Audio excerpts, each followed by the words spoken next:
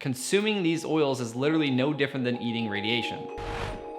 Hey everyone, and welcome to my channel. My name is Josh Perry, and today I'm going to share my top 10 fat sources to consume and how to do so, along with my top 5 fat sources to avoid and why.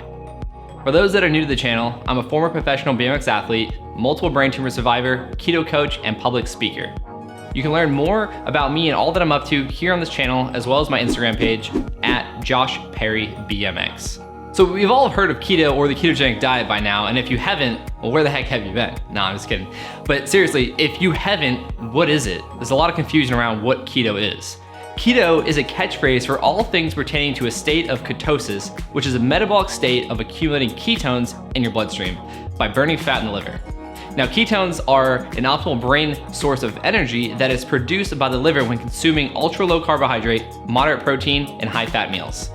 That's all I'm gonna go into this video, but ketosis doesn't always require consuming enormous amounts of fat. And if you're interested in learning how you can easily adopt a ketogenic lifestyle and optimize your brain health and performance with my support, shoot me an email from my website, joshperrybmx.com. With that being said, I get asked a ton about what fats should I consume, and the phrase, well, aren't fats all the same? And also, how do I consume that much fat? Just like we've all been led to believe a calorie is a calorie, the truth is there's a profound difference in fat sources, just as there's a significant difference in calorie sources when it comes to nutritional biology and human physiology.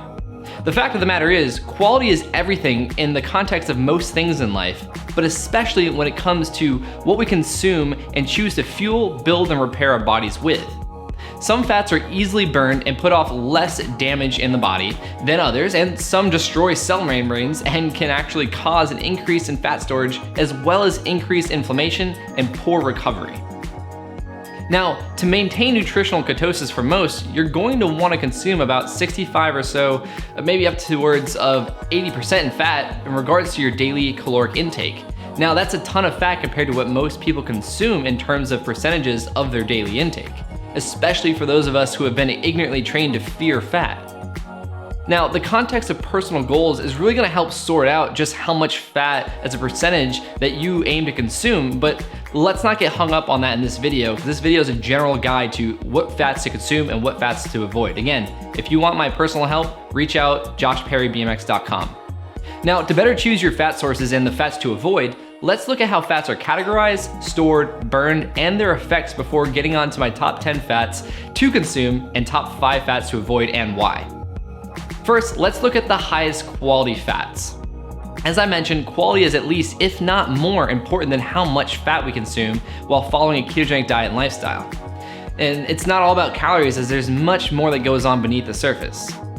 Fats are more specifically and technically known as fatty acids, which are classified into 3 categories: saturated, monounsaturated, and polyunsaturated. Polyunsaturated fats can be broken down into 2 further categories of omega-6 and omega-3. Now, omega-6 and omega-3 are 2 essential fatty acids humans need to consume in relatively small amounts to maintain healthy cell membranes. Our requirements while on a high-fat ketogenic diet are met with a small amount of our total fat intake.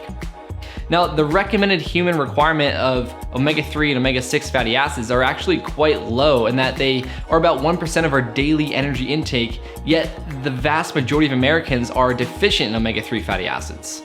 Now, we're gonna talk more about why these 5 fats I say to avoid are so destructive, but when consumed in extremely high ratios of omega-6 to omega-3 fatty acids, as most Americans consume, this high omega-6 to omega-3 ratio of refined vegetable oils can interfere with the metabolism of omega-3 fatty acids, leading to more deficiency in omega-3 fatty acids. This lack of omega-3 fatty acids can lead to declined recovery, and increasing omega-3 fatty acids can increase the body's effect on lowering triglycerides, which are fat in the blood. Knowing that the essential polyunsaturated fats are relatively easily met from our total fat intake while following a ketogenic diet and lifestyle, and that the bulk of the fat we consume is to fulfill the main purpose of being burned for fuel, it makes sense that we want to consume fat that are easily metabolized for fuel. Now, that said, it makes sense to understand what categories of fat the body prefers to burn for fuel so we can optimize our consumption choices.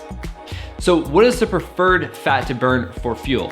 See, according to doctors Stephen Phinney and Jeff Fullick in their book, The Art and Science of Low Carbohydrate Performance, and looking at the fatty acid composition of subcutaneous adipose tissue, or human triglyceride, it appears that saturated and monounsaturated fatty acids make up the majority of triglycerides in human adipose tissue.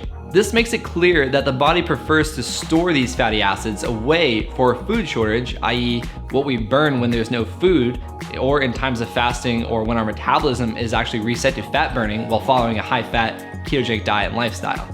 Phinney and Fullick give a great example of a 50-50 mixture of butter and olive oil being approximately the ratio of what a triglyceride is comprised of in human adipose tissue. So when seeking foods to consume on a ketogenic diet, keep in mind the necessity of choosing foods comprised of monounsaturated and saturated fatty acids while keeping your carbohydrates low, protein optimized for your personal goal and individuality.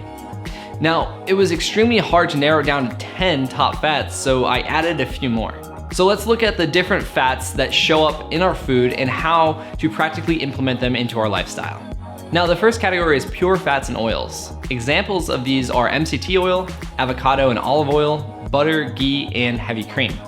MCT oil is great for topping salads, mixing in your coffee or tea, or try putting a powdered form into your shake or coffee. Now, avocado and olive oil can also be put over salads, or you can try dressings like Primal Kitchen and Chosen Foods who use avocado oil as their base. And you can use butter and ghee, of course, for cooking meats and fish or sauteing vegetables in. Finally, heavy cream is great for coffee, for making sauces, or mixing into your favorite keto desserts.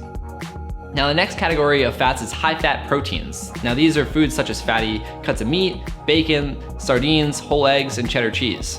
So while also choosing fattier cuts of meat, you can add bacon, cheddar cheese, and/or hard-boiled eggs to your salads or as a snack, and it's gonna be a great fat option. And finally, we have low-carb fats, such as coconuts, avocado, macadamia nuts and pecans, olives, and cacao. Now, these fat sources are great as a snack or mixed into your favorite keto dishes or even your keto desserts. Now that you know what types of fats you should start incorporating into your new keto lifestyle, let's take a quick look at the 5 fats that I recommend avoiding, where they show up, and why to avoid them. So processed and refined vegetable oils like canola oil, corn oil, soybean oil, sunflower oil, and safflower oil should be avoided at all costs. Things like buttery sprays and spreads, fast food, margarine, mayonnaise made with these oils, and most packaged snack and pastry foods that we should be avoiding anyways. And when dining out, ask your food to be cooked in butter, ghee, lard, or a healthier option like olive or avocado oil. So why should we avoid these fats? Aren't all fats the same? As I mentioned before, they're not. And because these fats are inflammatory, cause oxidative stress or free radical damage, fat storage, dysfunctional mitochondria, and can cause immense digestive issues, as well as an increased risk of cancer, heart disease, and accelerated aging. These oils also have a high omega-6 profile and lack of omega-3.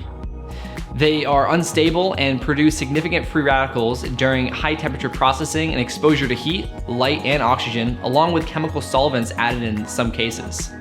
These oils can compromise cell membrane of healthy fat cells and can lead to dysfunctional mitochondrial health and performance, and it could be that those stubborn few pounds you can't remove are byproducts of unhealthy fat choices and inflammation. And according to Dr. Kate Shanahan, quote unquote, consuming these oils is literally no different than eating radiation. Now, that's a powerful quote. And these oils make up about 20% of the standard American calories and 40% of all restaurant oils, according to Dr. Kate. Dr. Kate cites a study where these oils were shown to immediately damage healthy arterial function for up to 24 hours. And these oils don't stimulate a glucose or insulin response, but they do contribute to insulin resistance by creating oxidative stress in the liver. So there you have it, my top 10 fats and some to consume, along with my top fats to avoid and why. So for those of you that have made it this far in the video, I appreciate your time. Make sure to subscribe to stay up to date with these types of videos and other videos that we're constantly releasing. If you enjoyed this video, you took away value from it, give it a like. And if you know someone that could take away value from it, give it a share. If you have any questions or comments, leave them below, and I'll see you in the next video.